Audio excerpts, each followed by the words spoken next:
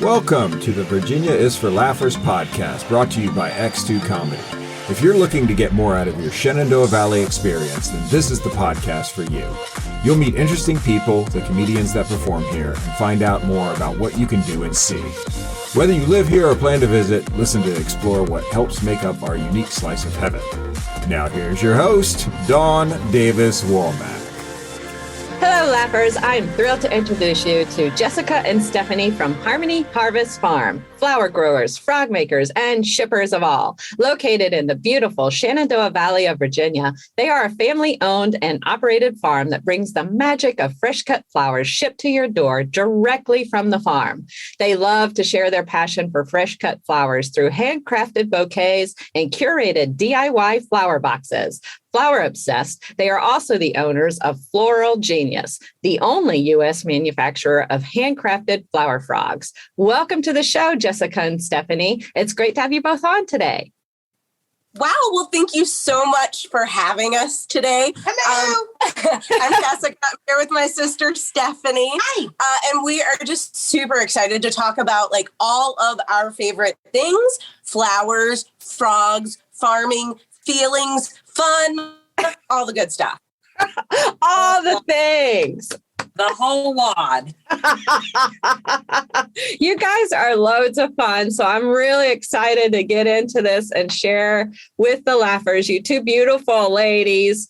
And I can't wait to hear more about this Harmony Harvest Farm, because your website says in 2011, with a creative knack, a family of farmers decided to break the rules, and the result was Harmony Harvest. I want to hear more. Can you tell us the story?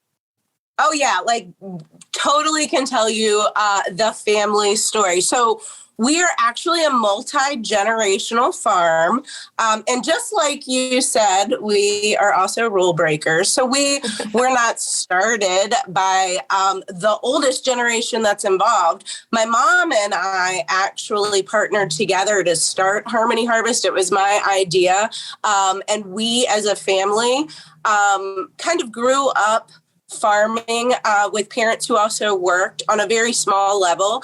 And we did family vacations. Our best ideas always came from family vacations. And it was sitting on the beach when my mom said, where do flowers come from? That the idea of kind of getting into cut flower farming kind of hit our family radar. And we found that it kind of aligned with all of our values and our interests and the things we wanted to build.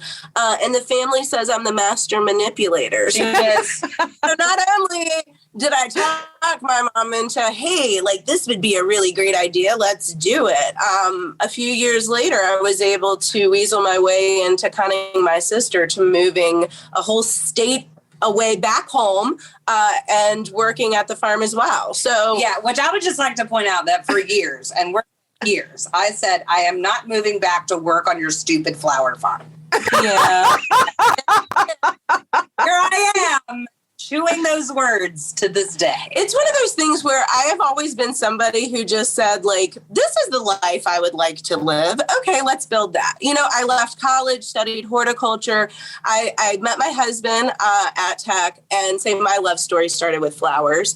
And I was like, I want to join the family business, but there wasn't one. So I'll just make one and force my family to join it with me. And my husband, It's true. and our 4 kids, we literally live at the farm. Like the shop, everything that happens is in our backyard.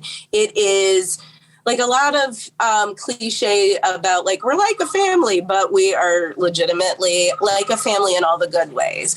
And we like that we've built this kind of community around flowers. And we found our rhythm, we found our voice there on that farm, and we figured out a way of sharing that. And when we say we broke the rules, we did in our industry as well. So over 80% of flowers sold in the U.S. have been imported. there is very few American grown flowers.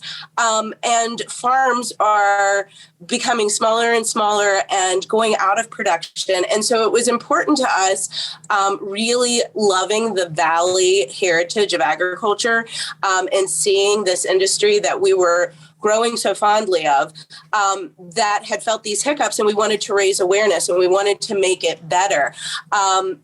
Flowers, we were always told that you just can't do the logistics of shipping flowers. It's just not something you could do. However, I was watching really big growers in like Ecuador put flowers in boxes and get them to a different country. So it was like, there has to be a way I can do this internally. There's also like, there's reasons that nobody else has done it because it's really freaking hard. But we were the pioneers of figuring out how to ship directly off the farm fresh bouquets nationwide overnight. And we figured out and started doing that right before COVID hit.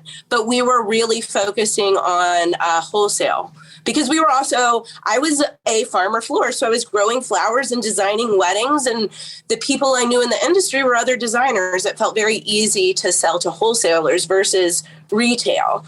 And when COVID happened, again, we broke the rules and we jumped into delivering flowers for everyday people. And literally, that is when our passion ignited. And we figured out, like, this is what we love.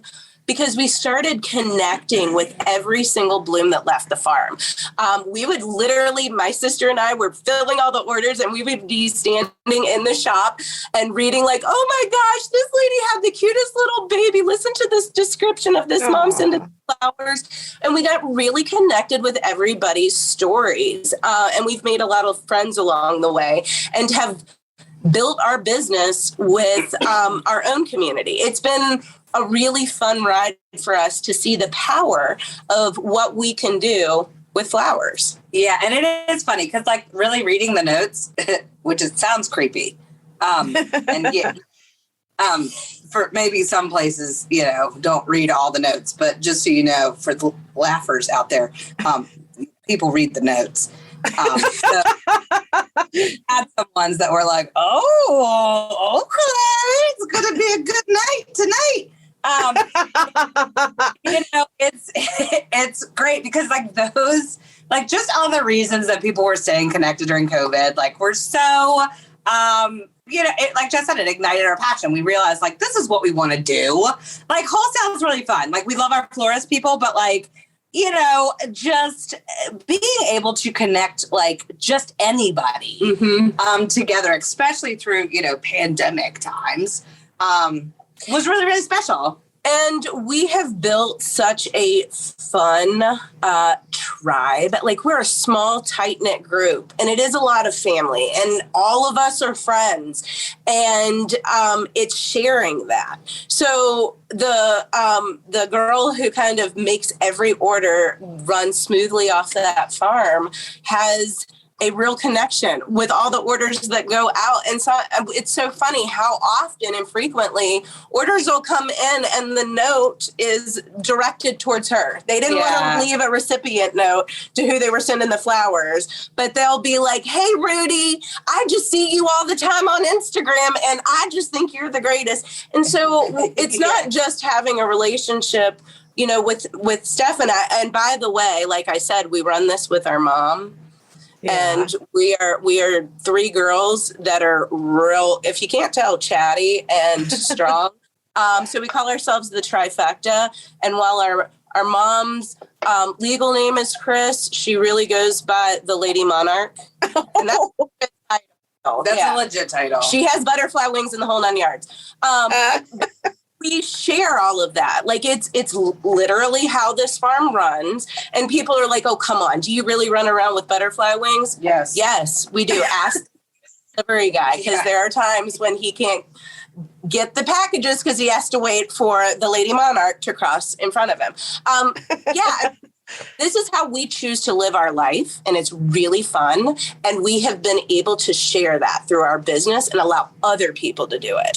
So that's a really, I think, great part of what we've been able to build. Plus, the whole thing gets real stressful, and sometimes it's easy to like deal with that stress if you're in an inflatable koala costume. With your brother-in-law who may or may not be in a Sasquatch costume. Like, sometimes you just need it. So I'm hearing you guys basically play as hard as you work. Would be accurate? Yes. Yes, because the business consumes our life. Like any entrepreneur will tell you that. The business consumes your life. So you can either choose to make it like serious business all the time, or you can choose to like go a little lighthearted at it. Like, yes, we're very serious a lot of the a portion of the time. Yeah. Business, but like, you know, you have to have a sense of humor. You cannot take yourself too seriously. You have to remember the things that you can control and you can't control. And since so many things are out of our control these days, the one thing that we can control is what costume we're going to wear. And we take that very seriously. There's power in positive. You're right. We're a team. We've worked really hard, my mom, my sister, and I, to build a community that includes the farmers that work with us and the community that supports us, to kind of break the rules, to change and make things run from a more community driven aspect. And I will say, like, we have a hierarchy, we have a chain of allegiance, but we also have team communication, input, and empowerment from all levels. Like, our customers sometimes are the biggest wins for us, saying, hey, I got flowers from you and I was thinking X, Y, and Z. And it's like, that's a great idea. And I can do something with that. And then sharing, like, that wasn't just my win. Hey, look at this amazing customer that helped us and is part of our team.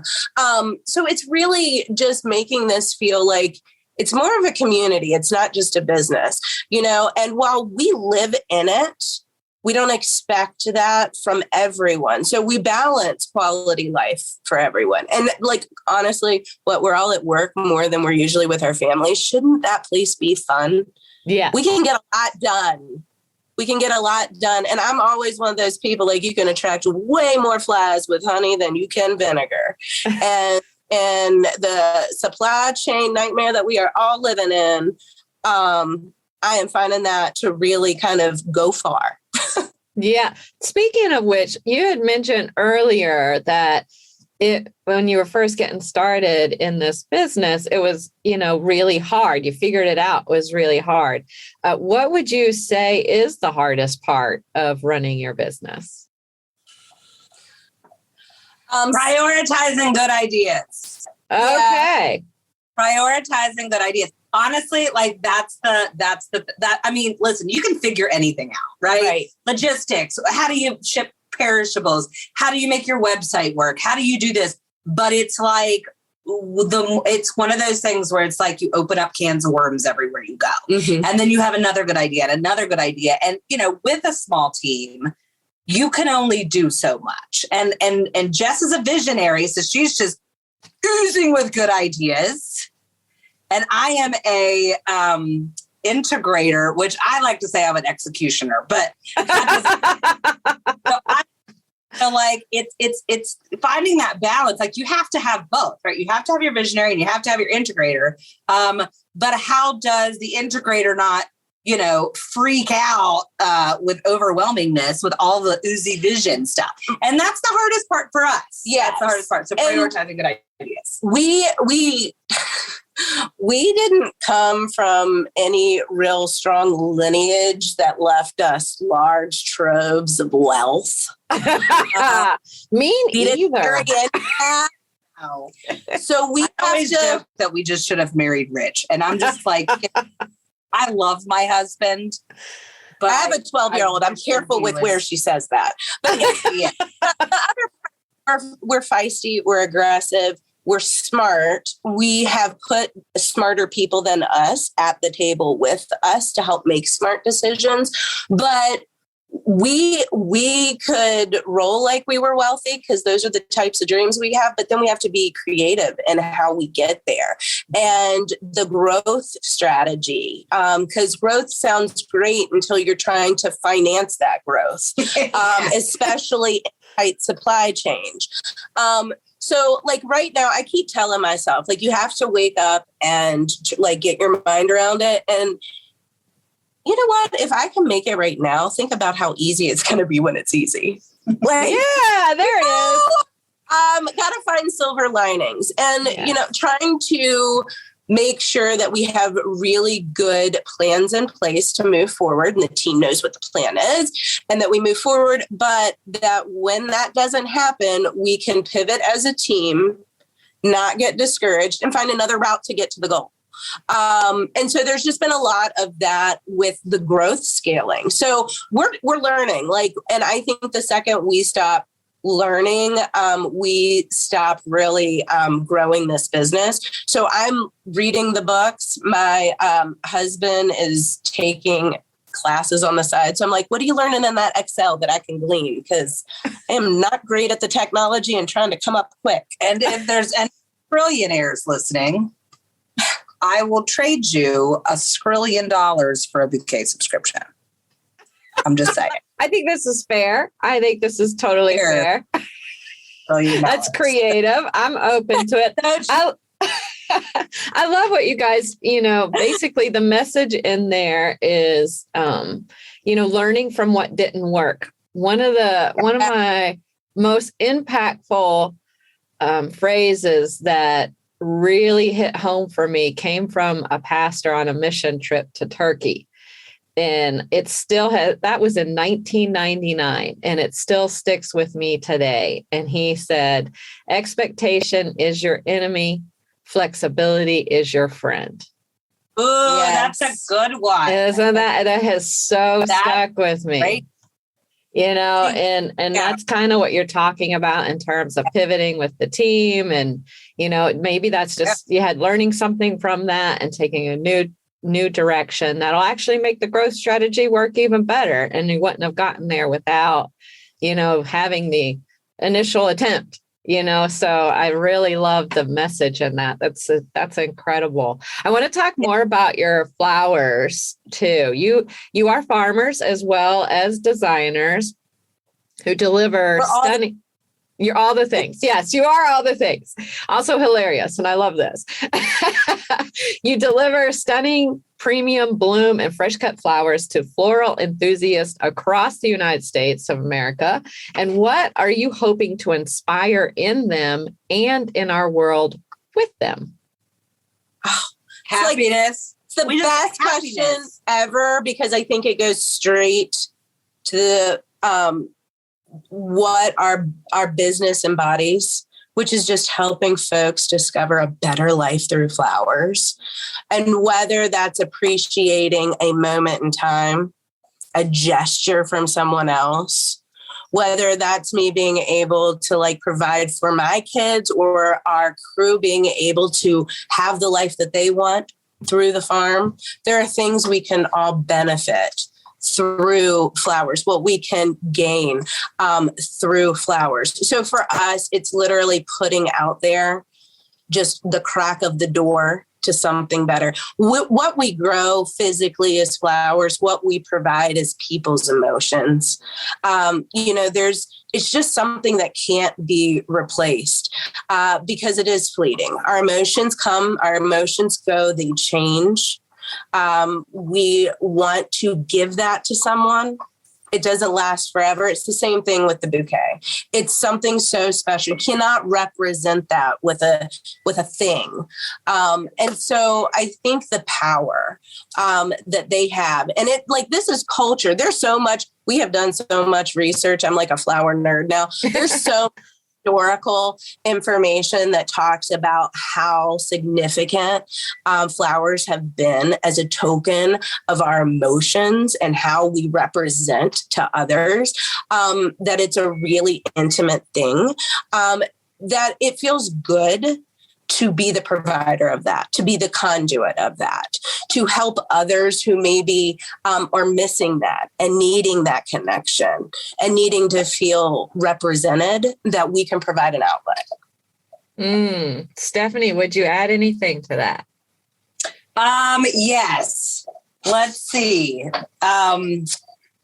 Right. Everybody, like, I think the best thing about flowers is that literally they're just so continental, right? Like there are a few people that I know that don't like flowers, and that's okay. If you don't like flowers, there's a chance that you know somebody who does, and that's a great gift for them. So it's like the one thing that really like kind of connects people. And the other thing about that too is like, I believe that everybody has a flower story, and it's like, could be one of those things where like you smell something and it's nostalgic and you remember like your grandmother had these flowers in her window, or, you know, when you had a baby, somebody brought this flower and you didn't know what it was. And then you found out and now it's your favorite flower. And so it's tattooed on you. I don't know. I mean, I just really feel like it's a connector, right? Like everybody at some point in their life has a flower story and can, you know, connect with what we're doing. And I think it just kind of goes even deeper to like, this is how we connect with each other. So it's really, you know, in a time where, you know, and I say in a time, listen, there's always been parts of our history where people don't like connect, right? It just seems very verbalized now, and it's important. And I think that this is something that's really consistent, that people can, you know, really connect with each other over. It's like food. It's just food for your soul, not for your belly. I love that. Yeah, I love flowers too. That's just something so intimate about them, I think, you know, and I'm not, you know, I'm not a floral designer, but you guys are. So for your everyday flowers, what's that? I am not. Okay, so Jessica's the designer. Well, Jessica, for the everyday flowers then, what is available, by the way, in terms of what you guys have? And then what goes into creating your beautiful bouquets? So right now, I'm like so excited. Yesterday, I actually got to spend the morning harvesting with the farm team, working out some new processes. And it felt so good to be a harvester again, because that was how I started this journey, and I don't get to do it as frequently as I would like right now. And I was standing in the prettiest patch of ranunculus, which if you have not seen that is the belle of the ball for a spring flower. Forget your roses. You want ranunculus. They are phenomenal, and they come in just a variety of colors. But we were harvesting ranunculus and daffodils and anemone. Right now, we have beautiful American grown bouquet available on our website, as well as our tulip bouquet. And we have a deluxe version of that with some of the specialty ones that are always my favorite. And so we actually just started year-round production. So like you would think, flowers outside, even with our greenhouses that up until this past year were not heated, we weren't able to provide flowers during the earliest months of the year. And last year we received a FedEx small business grant, and we were able to renovate one of our greenhouses, heat it, and be able to have flowers much earlier, close that gap. In addition to that, we've also partnered with a couple of other U.S. growers. So there's a good friend of ours that happens to be in Gloucester, Virginia, Bloomia. They only grow tulips, but they grow beautiful tulips by the hundreds of thousands. And we represent their tulips in our tulip bouquet. So it's another way, since they don't ship, that we can get their story out, because it works so well with ours, and work with other farmers. So buying one bouquet can help a couple of farm families kind of in this industry. So when we're working on how we design bouquets, so that's changing a lot, because up until this year, it's just been creative Jess going in the cooler. Literally being an animal. Being an animal. Just being about it. People would be like, I ordered a bouquet and she sent me a semi truck. And then my mom The Lady Monarch is in charge of finances. Yes. So when the emails came in over complimenting the size of the bouquets, we were just trying to figure out what we could do, right? So that whole first year was trying to figure out stuff. And then we were like, okay, so some of them get smushed when Jess tries to put 20 pounds of flowers in a box. Let's actually figure out what looks good together. So it was going through, our farm grows over 200 different types of flowers. Okay. Wow. A lot there. A lot. So we kind of went through and figured out how to categorize our flowers and then what we kind of like to see together within those categories. So as the season changes, different flowers might be in those categories, but we can kind of keep the ratio similar to working out and figure out what looks good. And then it's a team effort. People will be out in the field and they're like, we have a whole bunch of this that looks amazing. Let's see if they want to make a new bouquet with that. So the team sometimes comes up with our best ideas in how we launch new products. But the early season flowers are always super exciting because everybody feels winter starved for some color. And we've been shipping out bouquets from the farm since, I think this year we started up Mid-January. middle of January. We've been shipping out consistently, and it's so nice to every day see the stacks of beautiful flowers leaving literally my backyard and make people happy across the country. Yeah. It's rewarding for all of us that work so hard over the winter to like, can we do it? I don't know. And when we started year-round growing and when we were trying to figure out, okay, well, if we can't do it, is there any other options here? We shared that journey with our community, with, the people who are buying the bouquets. Everyone feels really connected to watching the progress and seeing this grow and developing it. What can we do with flowers together? Yeah. I love that. And I'm curious now, Stephanie, then if Jessica is the designer, what is your role in the business? Wow. I'll tell my most important role is we have a design YouTube series called Designing with the Idiot, and I am the idiot. Oh, very important. I do marketing. So I lived in Charlotte, North Carolina for a while, and in that like adventure part of my life decade, I did some event management, but actually landed at a digital marketing agency. So when my sister was like, we're going to ship flowers and we're going to sell them online, I was like, do you have any clue what that is? And she was like, no, but we're still going to do it. So that was where the hook kind of came like really close to the mouth and then eventually went in and I got sucked in. So yeah, because I would go to her and I'm like, well, you're working in event design. So don't you want to come help me with weddings? No. Okay. Well, you bought a house and you're working in your backyard garden. Don't you want to come help me grow flowers? No. Okay. I need a website and you design websites. Will you come? And then it was like, okay. Just wear them down. Just wear them down. She just wears me down. So, so I actually do all of the marketing. I am like the, marketing person. Really, I'm like, honestly, I would get nothing done without Zoe, but Zoe's our marketing coordinator. She's amazing. So I do that, but that's like 50%. The other 50%, which is the actual reason that I ended up back here, probably more so than anything, was that in 2016, Jess and I purchased this manufacturing company called Floral Genius, which I'm sure we'll talk about.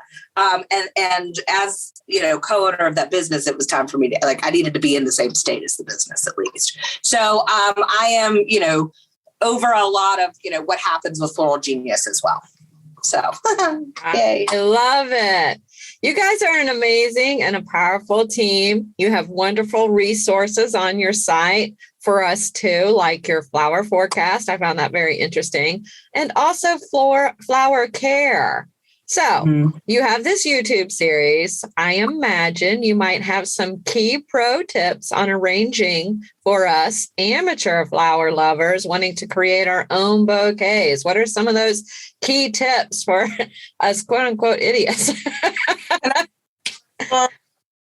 We got to start here. We got to start basic level. Number one, out the gate, change your base water. Change your base water. Every day you need to keep clean. Are you going to drink that water left over from yesterday's morning bedside? I mean, we do, but we regret it, right? Right. That's right. No. Right. So if you just literally dump out, run fresh, new water, best thing you could do to extend the life of your flowers. I think also one of the key things that I see when people get bouquets, take the time to take them apart and put each stem in the vase one by one, as opposed to the whole bunch at one time. Okay, I do. I am a shove it in the vase, forget it, move on. You can do that. Like that's for all of the non-designers out there, the people who just aren't like, just give me the flowers and let me enjoy that. Shove them in a vase. It's not a big deal. Change your vase water, but it's not a big deal. But as the designer, I say enjoy the flowers. Take the 10 minutes, place each stem in the vase and really appreciate it. You'll notice things that you wouldn't if you shove the whole design. You got that sleeve bouquet and you just put it in the vase. There's probably a really cool twist to a stem, an unopened bloom, maybe a different kind of modeled leaf that you wouldn't be able to appreciate if you don't take it apart and place it in the container stem by stem. And when you're doing that, give it a fresh angled cut on the bottom, because flower stems are just like straws. And if it were to go straight down on that vase, if you've ever put your straw right at the bottom flat on your milkshake and you can't suck it up, same happens for the flowers. If you put an angled cut on your stem, there's not a way for it to create a watertight lock on your vase so the flower can take up more water. So angled cuts, I say appreciate the beauty and place each stem, and always making sure that you change your vase water. Like those are the top things. And really, like, it's flowers. They're beautiful. Can you really mess up something that's already so natural? No, you can't. And here's another thing too, is that like, I get it. Like you see all these floral designers doing all this amazing stuff on Instagram and where have you, but you know what? They have spent decades of their life learning. And as long as whatever you put in that vase feels pretty to you, then it's perfect. Like it doesn't have to look like something specific or something you've seen. Like just give yourself a break, put the flowers in the way that make you happy, and just, live your life and be happy with it, because like they're your flowers. Like they're nobody else's. The professionals that are doing them have this really stressful part of what they're doing, which these flowers are actually for someone else, right? Mm-hmm. So that other person has to like them, which means there has to be like, some kind of whatever aesthetic to them.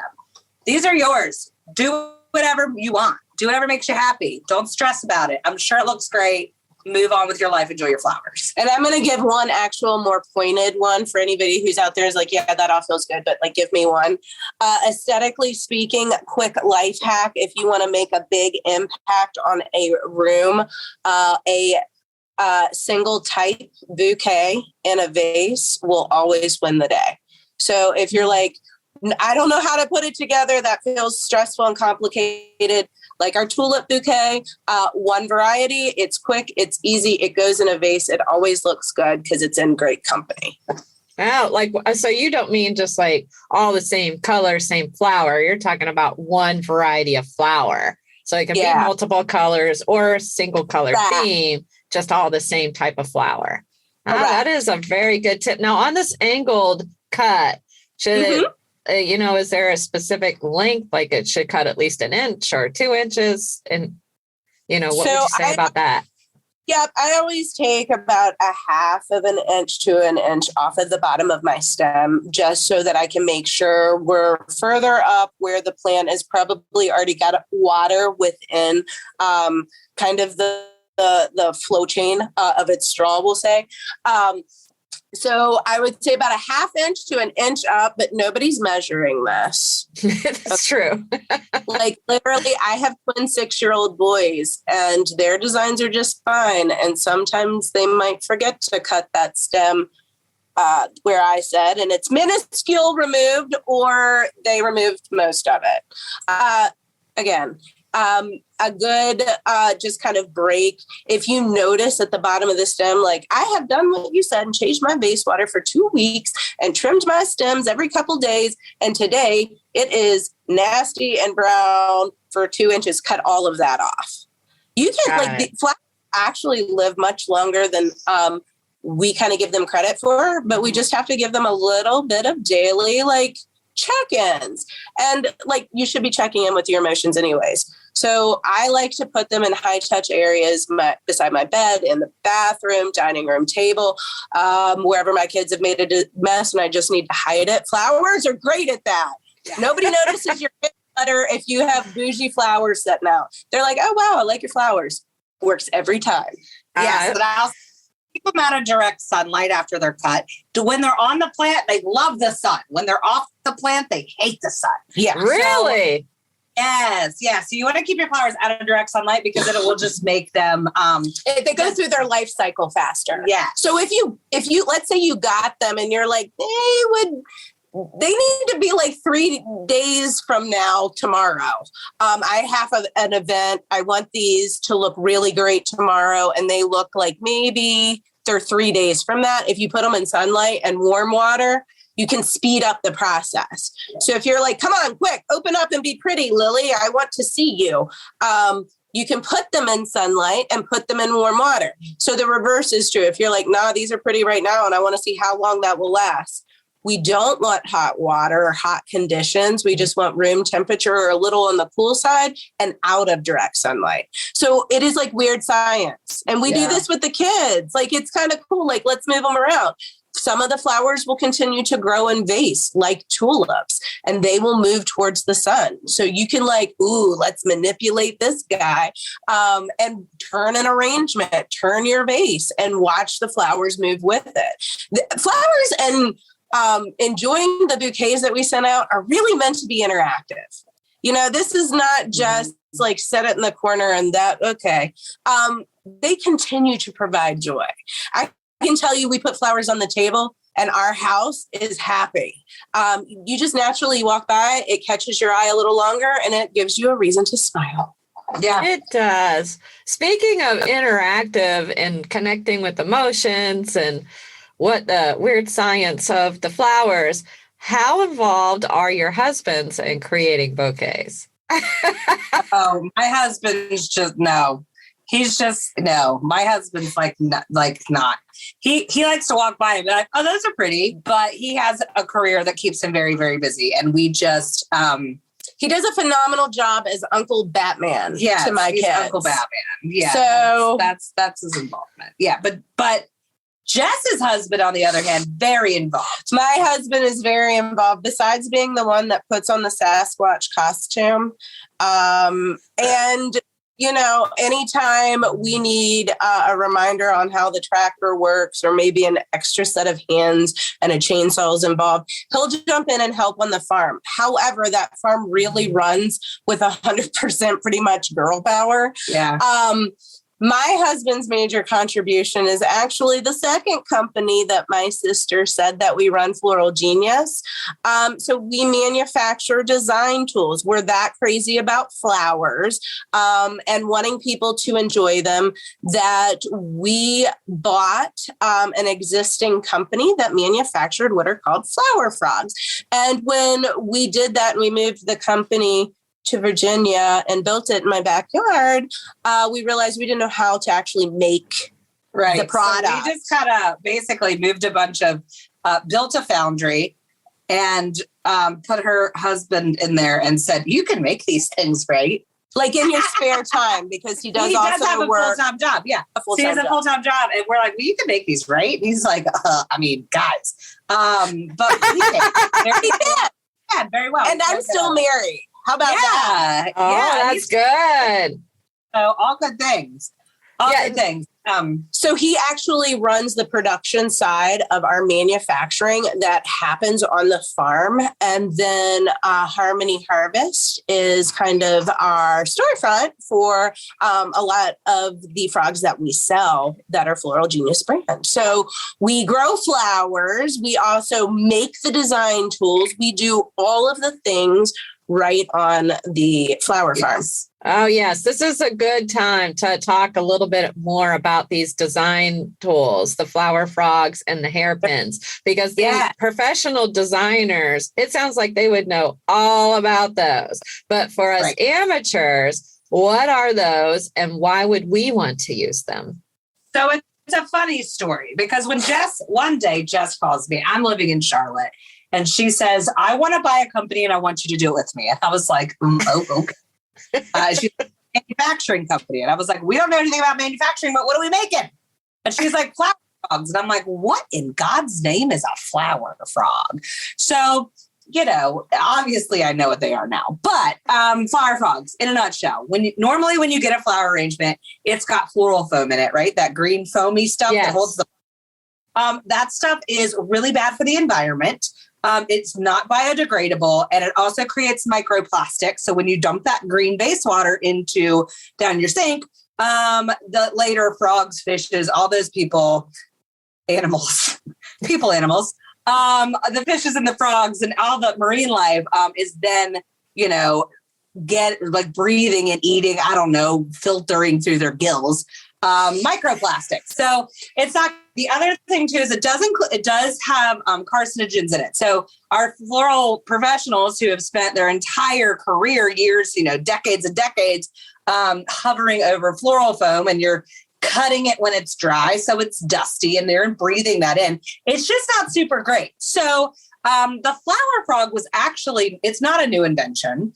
It was the precursor to floral foam that they used before floral foam was brought to the market. And basically, it's a flower holder, right? So instead of putting foam in your vase and sticking your flowers in it, you're putting a metal flower frog. It looks like a disc that has spikes coming out of it, one of our styles. Another one looks like it's a disc that has hairpins coming out of it. And you could imagine that's called the hairpin holder, that you stick at the bottom of your vase and then you insert your flowers into it. And these things, the ones that we make particularly, not all of them, but the ones that we make are super durable. So you can use them for decades. And I'm not kidding when I say decades, because people are still finding the hairpin holders that were originally invented in 1936 in antique shops and in great shape, because you can just use them over and over and over again. So it's a conversation piece. It's a sustainable flower arranger. It's just something really neat to play with, especially if you like flowers, and they're really easy to use. And so we are the only U.S. makers of flower frogs, and we're the only people in the world that make the hairpin holder. And, also being the first people shipping flowers directly from the farm, we thought that we were so cool to be like the first and the only.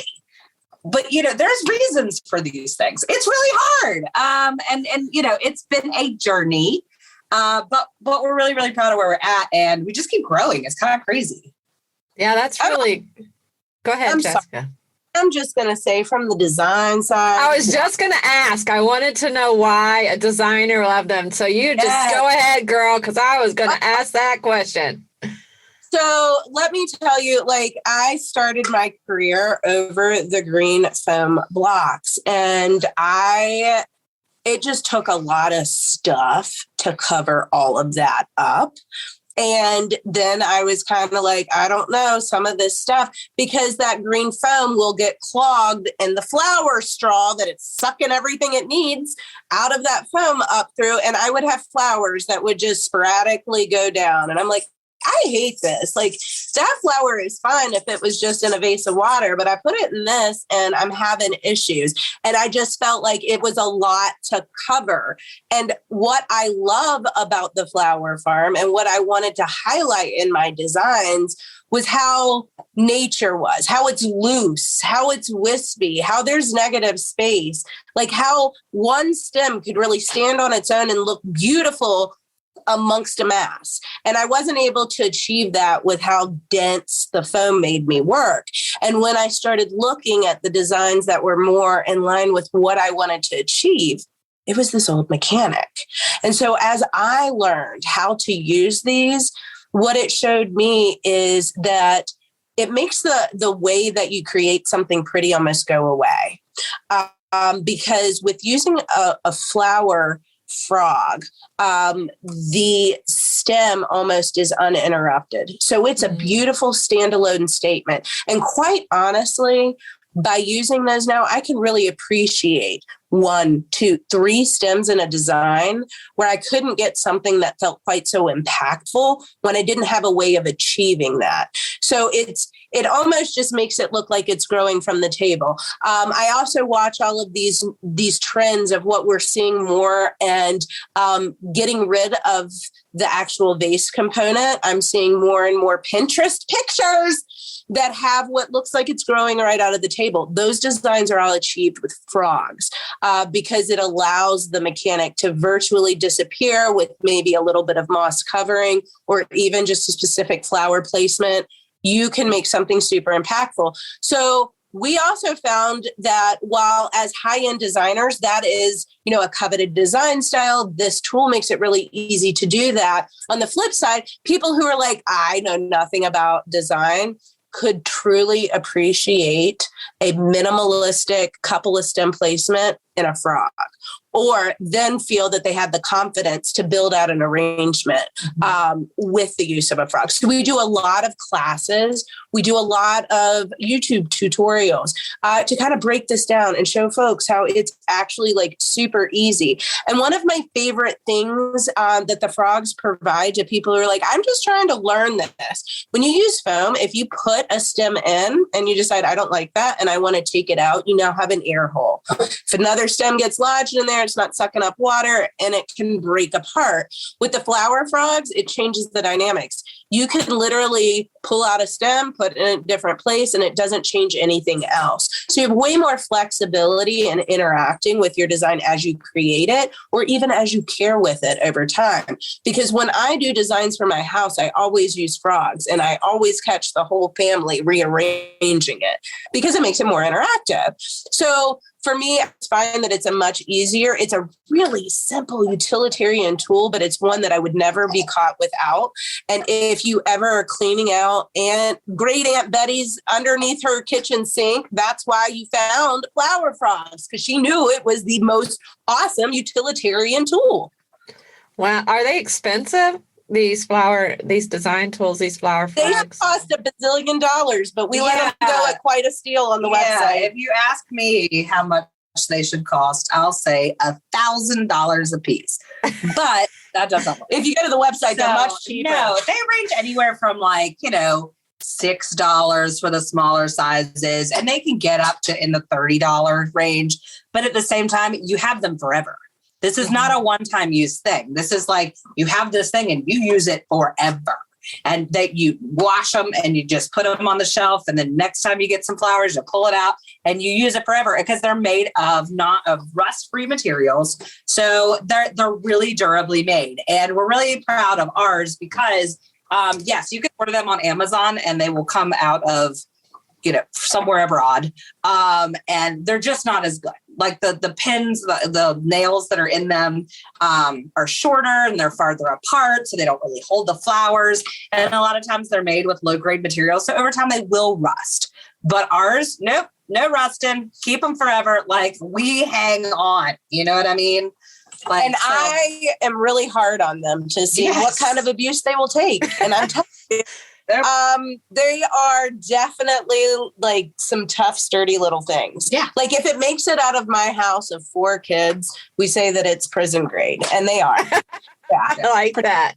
Yeah, you mentioned courses too, that you can teach people how to put these arrangements together. I noticed too, you had a mom growing course available. Are these courses in person or online? What are they all about? Tell us more about that. They're I know they're both. So we have a couple different ways that we talk about flowers. You can we have stuff on our Instagram that we do. We also have our YouTube Designing with an Idiot, where we kind of, demystify flower arranging. And then we also have in-person workshops. So we do these at some of our favorite places around the valley, and some at our farm when weather is appropriate. So we'll be launching some really awesome on-farm events this year. But then we have the mom course, and Jess could talk about that. Oh my gosh. Loves mums. If anybody asks what my favorite flower is, it's the chrysanthemum. And if you're like, why would you pick such a boring flower? It's because you've clearly not met my chrysanthemums. True. I am on a personal bucket list mission to save the heirloom chrysanthemum varieties. And I have amassed quite a large private collection of flowers that don't look like what we think about when we go to the pumpkin patch and we see the scarecrow with the bushel basket and the mum. These are big, bold, They're impactful, and beautiful blooms. They're crazy. I'll be honest. Listen, didn't know anything about flowers. Jess kept talking about these mums. I move up here and I'm like, okay, Jess, the mums I can get those at Food Lion. Why do you like them so much?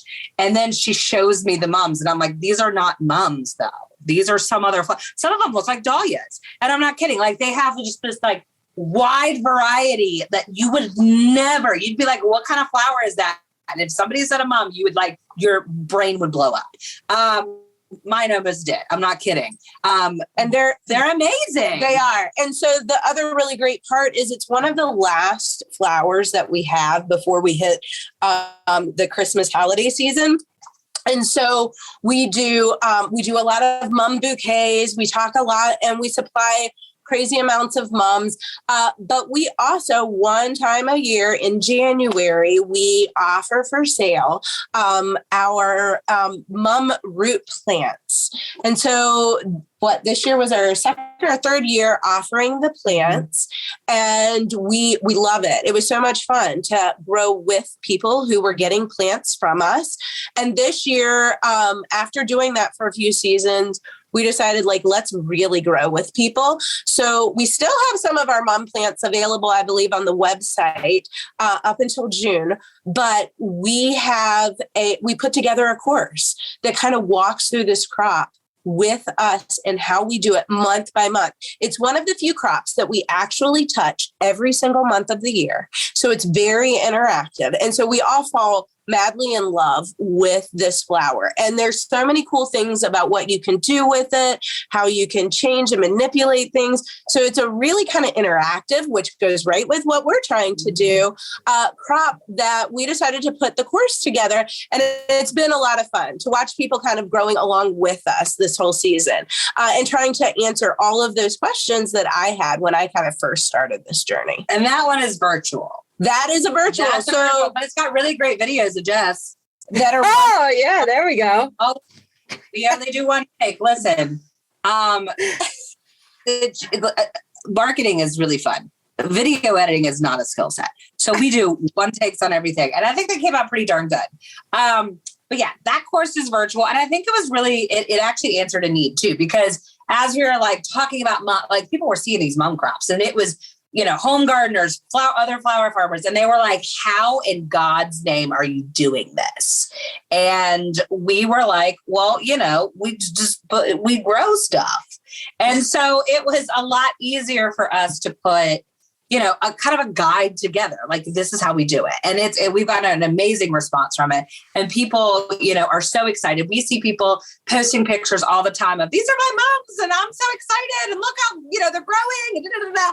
And it's really fun because we do feel like, a little piece of us and Harmony Harvest is now out there in the ground somewhere else. It's really fun. That's so great. Yeah, you have a lot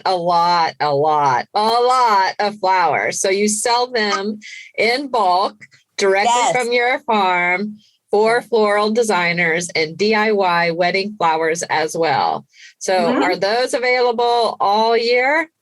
So, okay, we're seasonal still, right? We talk about how we try to grow year round, but we're getting there. So right now, all of our wholesale flowers we offer starting about mid-April. We have a spring collection that will offer wholesale. And then from June to October, we have our color palette collections. And basically what these are is there's 4 different color palettes. We have Blanc, which is white. We have Vibrant, which is vibrant. We have Soft, which is soft. And then we have Essentials, which is this like weird stuff that we love. Mm-hmm. Okay. So, and these bulk flower boxes are great for, yes, floral designers who, are looking to incorporate American grown flowers into their designs, but also for DIY brides, people with events who like, I just want to throw some flowers in a mason jar and roll. These are barbecues. Perfect for that. So we offer those June to October. But we do, and in our DIY boxes, we do have some other DIY boxes. The Farmer's Choice box, which is 100% like just what goes in the cooler and like, picks whatever her heart likes. And then that's like a DIY box that you can buy that's not like massive in bulk. But yeah, so those we do offer bulk flowers year round for local wedding pickup, but as far as shipping, we're kind of in that April to October range. Yeah. So our big premise for how we've kind of built out offering the flowers is really thinking about like, this shouldn't be complicated and they should be available to everyone as much as we can. So in order to do that, we've definitely changed up some things like weddings.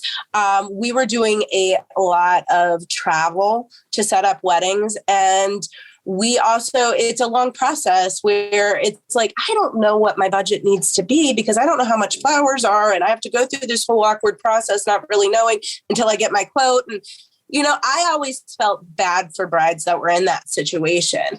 But it was hard when everything was custom. So what we did is, after all of our years of wedding services, we kind of picked out these are the categories that 90% of our brides would fall in as far as style and color options. And we just built out a pickup option completely a la carte on the website where a bride can sit and kind of put whatever she wants in her little basket and decide, okay, we're going to put some stuff back and never have to like have that weird conversation. And it also helped us really find the wedding customers that felt like they really wanted to work with Harmony Harvest. You're getting fresh off the farm. This is my general color palette, but I'm not married to any specifics because I really care about where my things are coming from. And so it allowed us to tell our story in a setting that allowed people to feel more empowered to, what is that? Oh, let me read about that. No, I don't need that for my wedding. Or yeah, that sounds really great. Let me see if I can make that work. And so we just kind of changed up our whole setup for that. And it's working really well. It connects people back to the farm. It allows us to get as many happy brides satisfied or as many wholesale customers satisfied as we can, kind of changing up our product availability and how we provide our services. Yeah, and I think like the biggest difference between us and a lot of other flower farms that do either ship or wholesale farms is that we work off color palette, not specific flower. And that's really important because the reality of the situation, which people may or may not know, is today's flower market is like the Wild West. Because it is. You've got COVID, because, our good friend Coco, that's what I call COVID is Coco, because I'm just sick of saying COVID. So Coco came along and canceled all the events, canceled all the flights, which left a bunch of farmers around the world holding the bag with a bunch of product that they couldn't get rid of. And a lot of times, like, they're paying for next season's plants with the money that when they sell their flowers. Mm. So when they have an entire, even if it's a month, if it's 3 months, but you're talking year really, where there's no events and nobody's really buying flowers, nobody's really going in the grocery store, so that whole sales funnel is cut off. It's created some really serious disruptions. We saw a lot of like really sad sites of farms plowing entire fields of crops, just plowing them to the ground.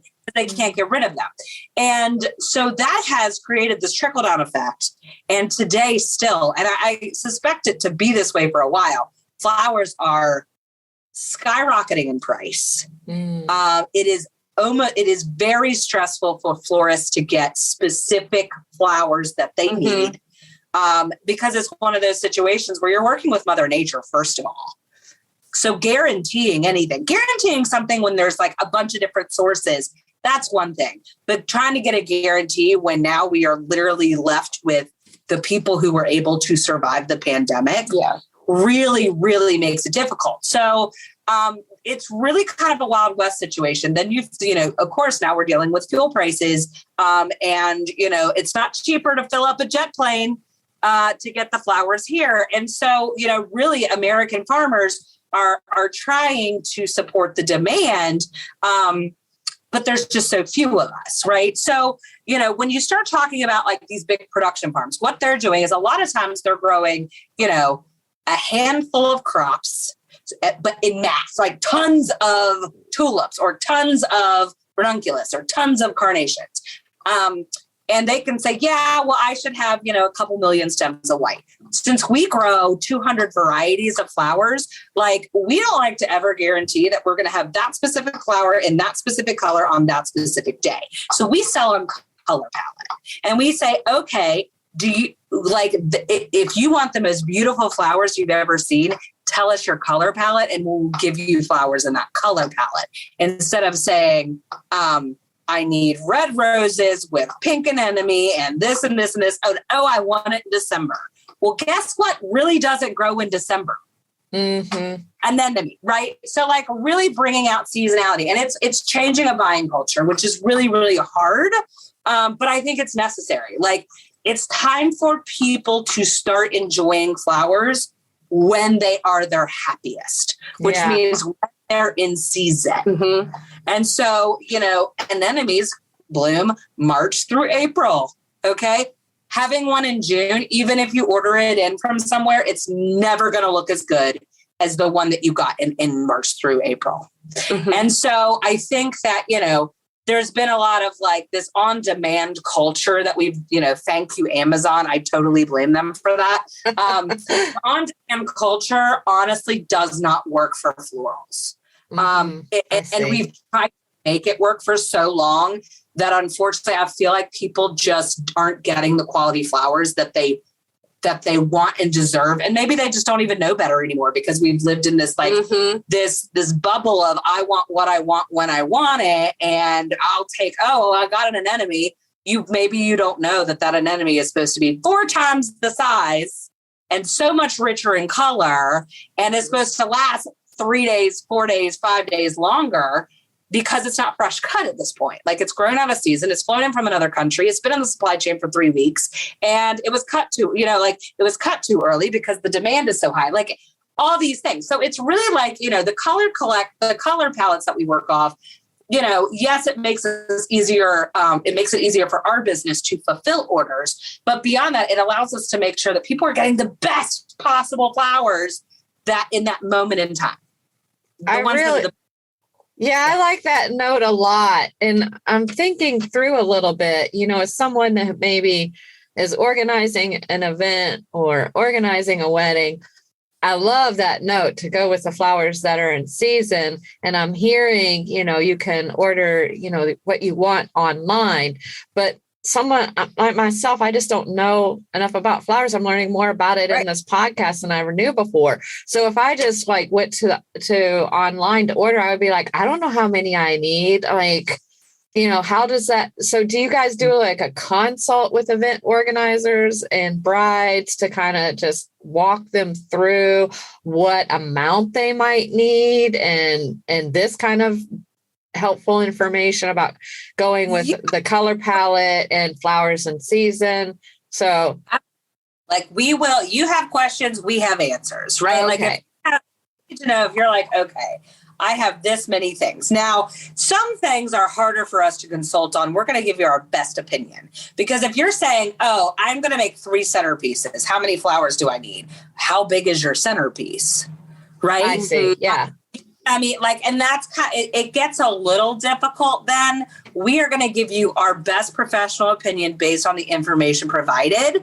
But it's a little, it can get a little tough because like everybody's vision is a little bit different. So really what we have done to help with all of that is our like YouTube tutorials and demos that kind of show how product and what size of arrangements you can get out of it and what a 10 stem bunch will actually cover. So most of the time we're always here, and sometimes it is literally us answering the phone. But our whole team of floral advocates are here to help problem shoot. But our first line of defense is always to point everybody to our online resources where we have literally said, okay, this is a mason jar and this is a bunch that we are using to fill it. And this is the size of arrangement that we would get from that one bunch, or this box did all of this. So we kind of give that as far as working through it to show people, and they can be like, okay, well, I could do that. Or,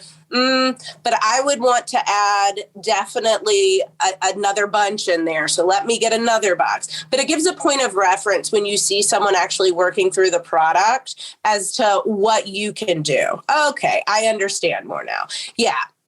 Okay, that's very helpful. You also have these amazing things. I had never heard of this before in my entire life. You have flower subscriptions. Yes. Come on, tell us more about that. What in the world, and who came up with this idea? That's genius. So my mother, her entire life, said that she knows that she had made it when she had fresh flowers delivered to her house every week. Okay, like she said that before. And so we were like, well, I bet you're not the only one who thinks that, Ma. So we have flower subscriptions, and there's a couple different ways that we could do this. We do ship some. So we have subscriptions that are available for shipping. And then we have our local pickup subscription. And basically you can choose 3 months, you can choose 6 months, and you get a bouquet every month from us. So, and you know exactly when they're coming. Yeah. And we kind of give everyone the rundown of like, here's the extra resources and stuff. We see these a lot as gifts, but we also have plenty of people that give themselves their own subscription. It's like, I really listened when you said that makes a difference in how my house looks and feels, and it did. And so I don't want to forget and be empty-handed. I'm just setting up the subscription. Yeah. And a lot of times we'll hear at the end of the summer, that was the best self-love I did. That felt so. And it was not just self-care, but it was like whole household care, because you might get them to enjoy them, but everybody else gets to intrinsically kind of appreciate them as well. So yeah, subscriptions have been wonderful. And we offer, like she was saying, you can pick how long you want it to roll. You can have it shipped. We do pickups, subscription day pickups on the farm. Awesome. It's one of our favorite days. We love our subscriber homies. They're great. I'm just listening. I've had people like, it feels like we have the same people every year plus like 10 more, right? And it's our diehard, awesome people. Awesome. Like, it's just great. Like they become your friends, and they're like, they're really awesome friends who don't need a lot from you. They just want their flowers every month, but you get to like hang out with them and like talk and chat every month. And the next time you see them, it's like you saw them yesterday. Like, they're like awesome friends, and we love them to death. It's truly like a party on the farm between our farm team and the subscription pickups. There's some special relationships that end up kind of cultivating over the season. So it's like, Cindy's coming. You better make sure that Harley comes out to say hi. It is another way that we have been able to connect. And it's one of the ways that we've been able to connect in person and then also distantly with new people in our community. So we love the subscriptions because it gives us a chance to it's not that first one impression. Like, we get to know you over a period of time. And it's really fun. There's one of our subscribers that brings cookies with her, and she is a phenomenal baker. Or sometimes it's cake, or sometimes it's pie. Mm-hmm. Like, it doesn't even matter. Everything is delicious. But I need swear, to go on that day. the crew, Nobody our tribe, misses. like sees her pull in and you just see them like running to the shop.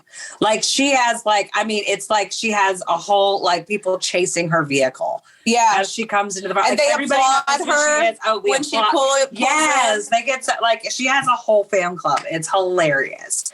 The way yeah, she's something special. The kids want the cookies, I take it. Yeah. It's all of, yeah. All of you want the cookies. Young and vibrant.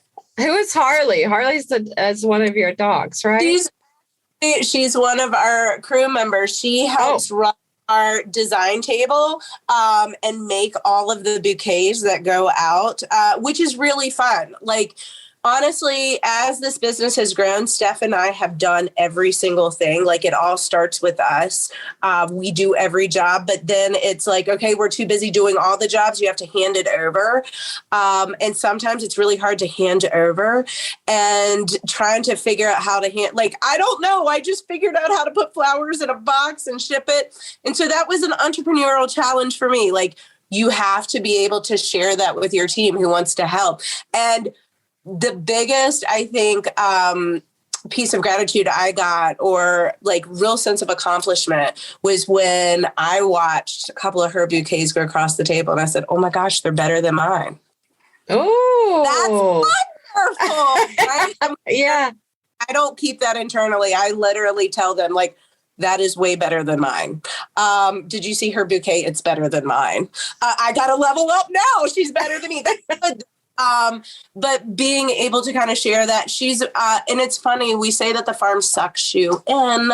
Harley's been with us since she was 15.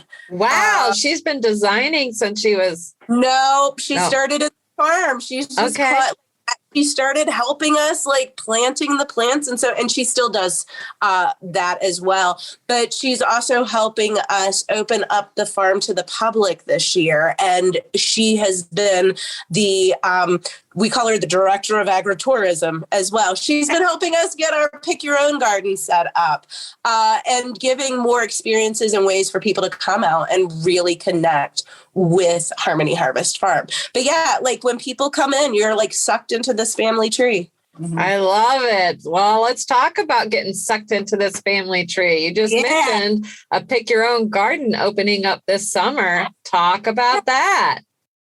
Oh, big plans. Okay. So listen, we're on a roller coaster and it's okay. So we announced last year that we were opening up the farm to the public because traditionally we have events, but we weren't just like open on the regular. And we were building a farm shop and opening a pick your own garden and going to do all these stores and everything is great. And we're still doing all of that. Plans have changed just slightly due to skyrocketing lumber prices and whatnot, but we're still opening up a farm shop. It looks a little bit different than what it used to, but we are going to have a pick your own garden. We'll have some guided tours available. We're aiming that to be open this summer. Date TBD. They are literally today, but they are working on getting some of the first plants into the new pick your own garden.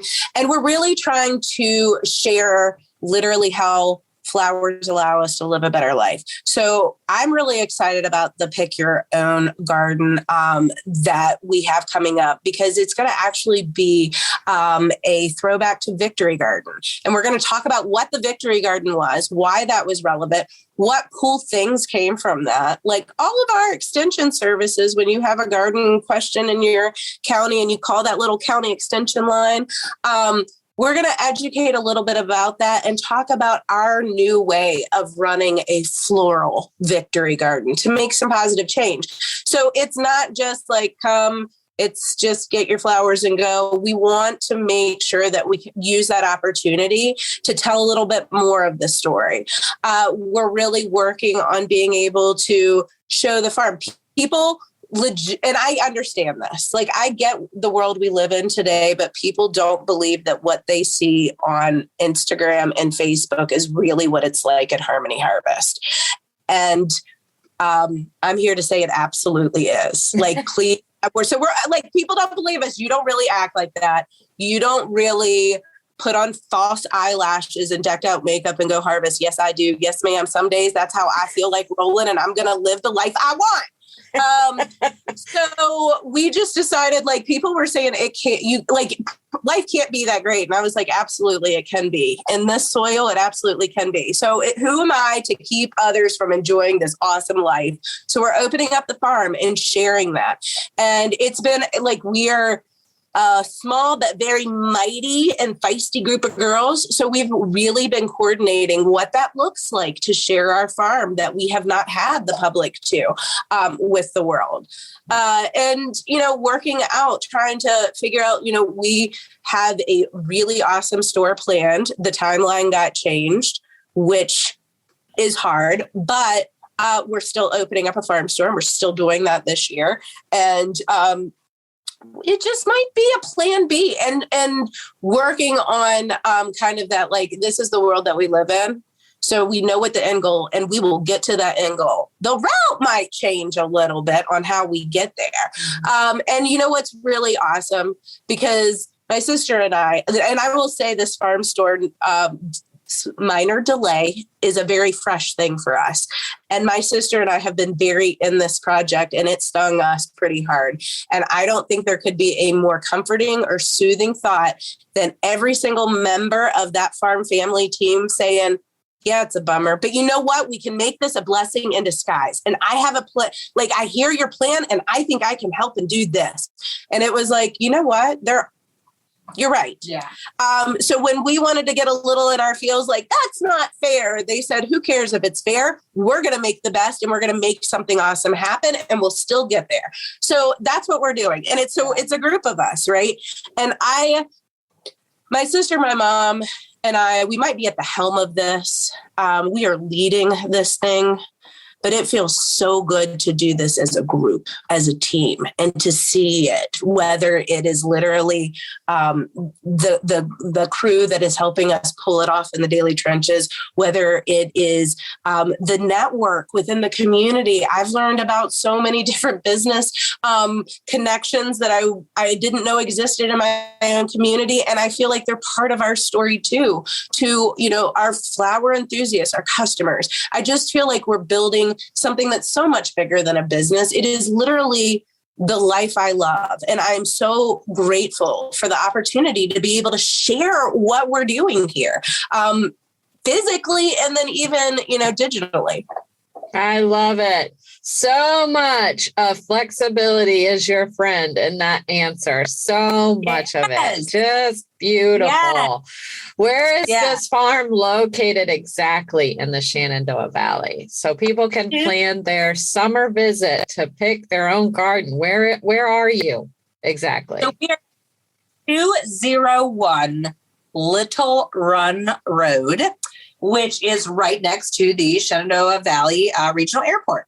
And that's in Weir's Cave. It's right off of 81 by the Blue Ridge Community College exit. So it's, heading towards the little town of Grottos. You'll get to see some small airplanes that take off as you wind back the gravel road, and the big red bank barn and the fields of flowers await you when you turn the bend. It's a pretty magical utopia. In fact, the first thing everybody does when they come to the farm, and this is why we have to open it to the public, usually they don't turn off the car or shut the door. They get out and they immediately take a picture. And I'm like, welcome to my corner office, because there's nothing more magical than the uninterrupted Shenandoah Valley views we have dotted and framed amongst flower fields.